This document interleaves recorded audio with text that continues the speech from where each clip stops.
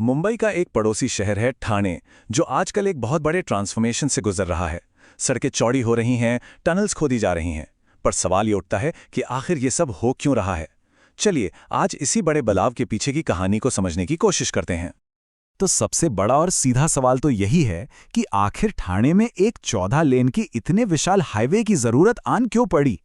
इसका जवाब दरअसल ठाणे की अपनी ही कामयाबी, उसके तेज विकास और उससे पैदा हुई मुश्किलों में ही छिपा हुआ है। देखिए, इस पूरे बदलाव की जड़ में ना एक ऐसी समस्या है जिससे ठाणे में रहने वाला शायद हर इंसान रोज दो चार होता है, और वो है शहर का कभी ना खत्म होने वाला traffic jam. Thane Mumbai metropolitan region यानी एमएमआर का सबसे तेजी से ग्रो करने वाला इलाका बन चुका है। अब देखिए, तरक्की अपने साथ मौके तो लेकर आती है, लेकिन ये शहर की सड़कों पर एक जबरदस्त बोझ भी डाल देती है। और नतीजा क्या निकलता है?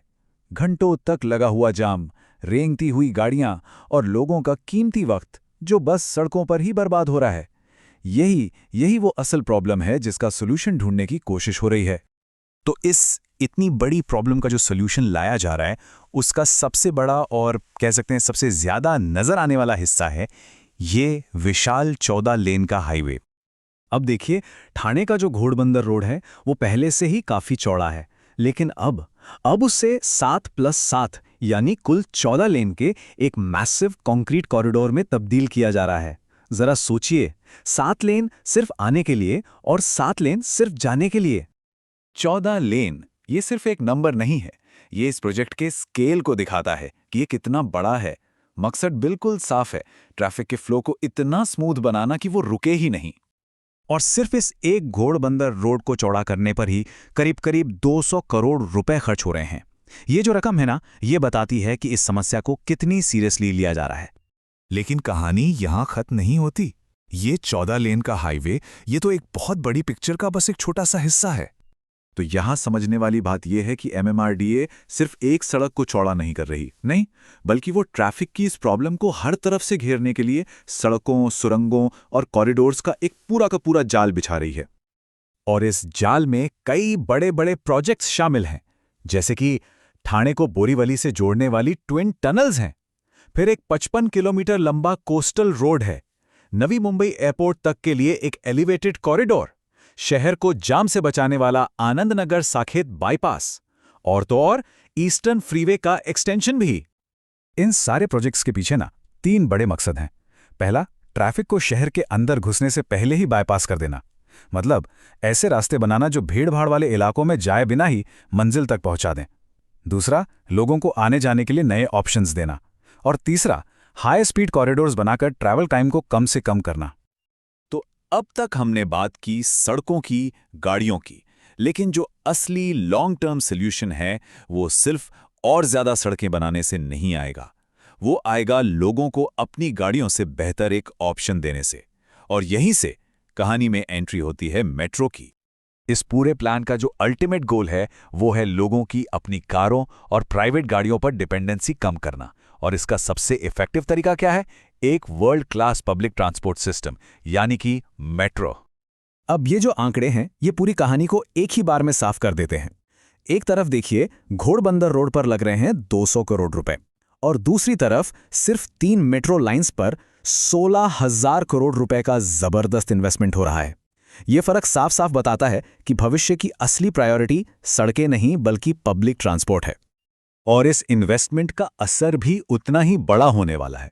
एक अंदाजा है कि ये नई मेट्रो लाइंस हर रोज 13 से 14 लाख लोगों को उनकी मंजिल तक पहुंचाएंगी। सोचिए, ये नंबर ठाणे की लगभग आधी आबादी के बराबर है। अब जरा सोचकर देखिए, जब हर रोज 3 से 4 लाख लोग अपनी गाड़ियां और बाइक्स घर पर छोड़कर मेट्रो से सफर करेंगे तो सड़कों पर इसका कितना सीधा और कितना पॉजिटिव असर पड़ेगा। इसके फायदे तो बिल्कुल साफ हैं। सड़कों पर गाड़ियों का बोझ कम होगा तो ट्रैफिक जैम कम होगा, प्रदूषण घटेगा, फ्यूल बचेगा, और जो लोग फिर भी सड़क का इस्तेमाल कर रहे होंगे उनका सफर भी पहले से कहीं ज्यादा तेज और आसान हो जाएगा। तो ये हाईवे, ये सुरंगें और ये मेट्रो, ये सब अलग अलग पजल के टुकड़े नहीं हैं, बल्कि ये सब मिलकर एक बड़े कनेक्टेड भविष्य की नींव रख रहे हैं। एमएमआरडीए का जो सबसे बड़ा विजन है वो है एक इंटीग्रेटेड ट्रांसपोर्ट सिस्टम बनाना। मतलब एक ऐसा सीमलेस नेटवर्क जहां कोई भी बस, मेट्रो या ट्रेन के बीच आसानी से स्विच कर सके, और वो भी सिर्फ एक ही टिकट या एक ही कार्ड का इस्तेमाल करके।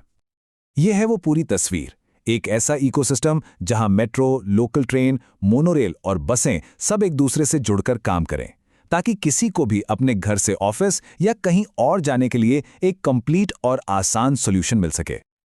और हाँ, ये सब कुछ अचानक नहीं हो रहा। इसके पीछे एक सोची समझी प्लानिंग है। MMRDA short term, medium term और लॉन्ग टर्म तीनों लेवल पर एक साथ काम कर रही है। मकसद है कि अगले 4 से 5 सालों में ठाणे की ट्रैफिक प्रॉब्लम को जड़ से खत्म किया जा सके। तो आखिर में एक बहुत बड़ा सवाल हमारे सामने आकर खड़ा होता है। क्या ये इतना बड़ा डेवलपमेंट, ये हजारों करोड़ों का इन्वेस्टमेंट, शहर की लगातार बढ़ती आबादी और गाड़ियों की संख्या से हमेशा एक कदम आगे रह पाएगा? ये एक ऐसा चैलेंज है जिसका सामना आने वाले वक्त में सिर्फ ठाणे को नहीं, बल्कि भारत के लगभग हर बड़े शहर को करना है।